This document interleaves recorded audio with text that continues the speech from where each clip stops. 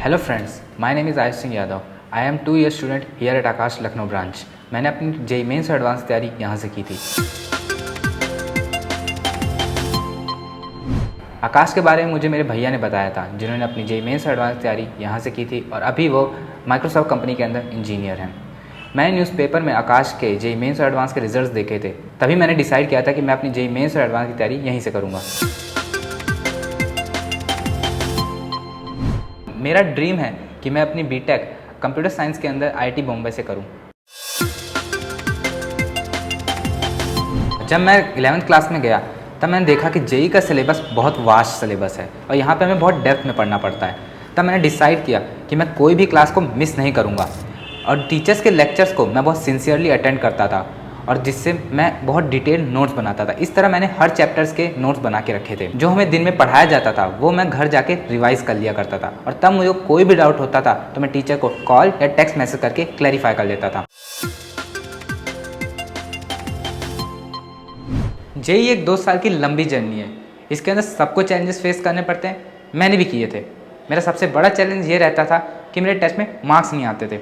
मैं सोचता था कि मेरे 250 260 मार्क्स बनेंगे, पर वो 210 220 तक ही रह जाते थे।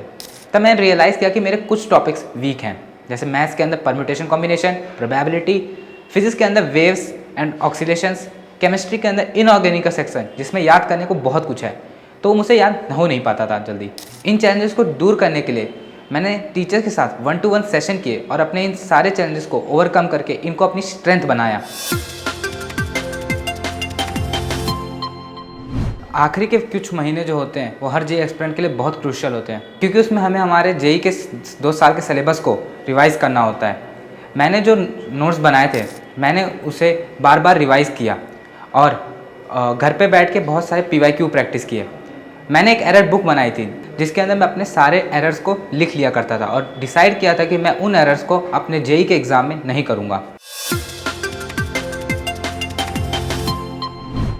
इसमें आकाश ने भी हमारी बहुत हेल्प की। उन्होंने फाइनल टेस्ट सीरीज़ FTS चालू की, जिसके अंदर 2 तरीके के टेस्ट थे, एक पार्ट सिलेबस टेस्ट और एक फुल सिलेबस टेस्ट।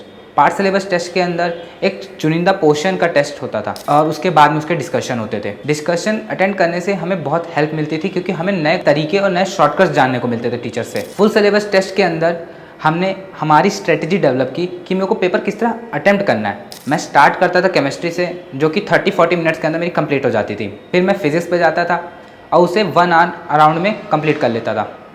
फिर मैं एंड का समय पूरा मैथ्स को देता था, क्योंकि मैथ्स लेंदी होती है और उसके अंदर आपको कैलकुलेशन एरर होने के चांसेस बहुत रहते हैं। मैं आपको बताना चाहूँगा कि जेईई का पेपर अटेम्प्ट करने से पहले आपका एक माइंड मेकअप होना चाहिए कि आप किस तरीके से पेपर को अटेम्प्ट करना है।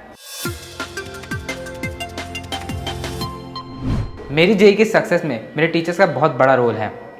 वो टफ कॉन्सेप्ट्स को बहुत आसानी से समझा दिया करते थे और हमें शॉर्टकट्स बता के उनको जल्दी से जल्दी सॉल्व करने की तरीके बताते थे।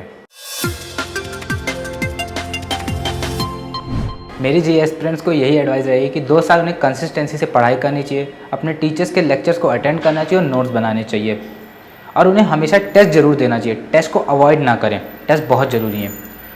डाउट्स पूछने में आपको कोई भी शर्माना नहीं है। कभी भी डाउट्स पूछना अच्छे से अच्छी बात है आपके लिए।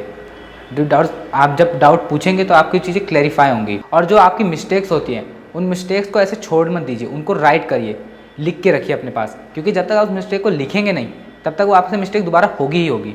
तो आप उसको एक बार राइट रखें। और मैं आपको कहना चाहूँगा कि आपको इन 2 साल की जर्नी के अंदर खाली जेईई की प्रिपरेशन करनी चाहिए और किसी भी सोशल गैदरिंग से या फैमिली फंक्शन को अवॉइड करना चाहिए। All the best, thank you.